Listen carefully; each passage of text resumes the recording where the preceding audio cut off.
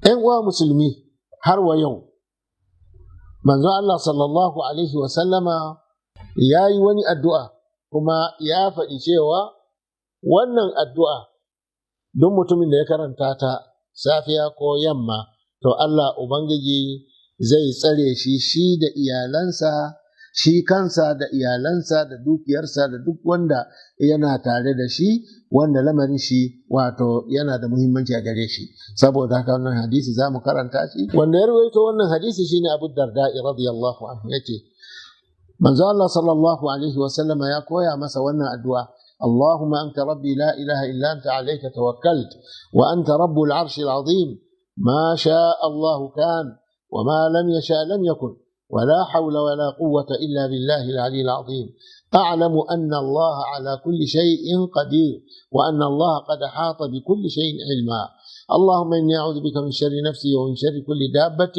أنت آخذ بناصيتها إن ربي على صراط مستقيم. وأن الدعاء ينادى مهمنتي مسلمين ملجيشي تندم الله نعباد لا بارشي. Kun san dai asalin wannan riwaya, shi Abu Darda wata rana yana zaune cikin jama'a, sahabai da wasu tabi'ai da dai makamantansu. Sai gobara ta baraka a anguwansu.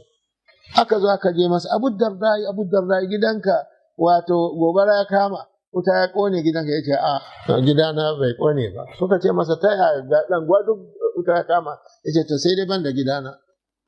Suka ce masa, da wani dalili wannan? Yake wani abu ne na ji wurin Annabi sallallahu alaihi wasallam, ni ko na yarda da shi. Ya ce mini in na karanta wannan abu da safe kafin rana ta faɗi ba abin da zai same ni, ko kuma da magriba har gari ya waye ba abin da zai same ni. Saboda haka na tabbatar gidana bai kone ba. Aka tashi aka tafi wurin, aka samu gidan shi garau, gidajen makwabtansa duk sun kone, sai gidan shi lami lafiyarsa yana tsaye. To saboda haka ‘yan uwa, mutum ba zai bar sababi ba, wannan ma a dinga karanta shi.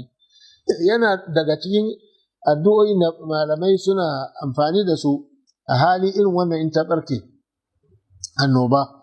Ana ce tahassantu bi zil izzati wal jabarut wa atasamtu bi rabbil mulki wal malakut wa tawakkaltu ala al hayy alladhi la yamut isrif anna al adha wal waba wad darar innaka ala kulli shay'in qadir.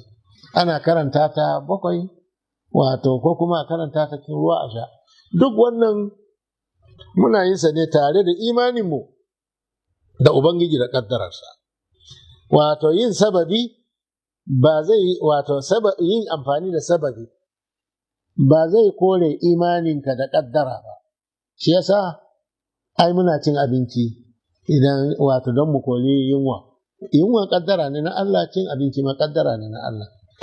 Kana sa sutura, kana sa riga don ka suturce kanka, don kana korar abin nan tsareki. To duk ai kaddarori ne na Allah. Kana shan magani don ka warke daga cuta, ai shi ma duka ne dama ana korar kaddara da kaddara.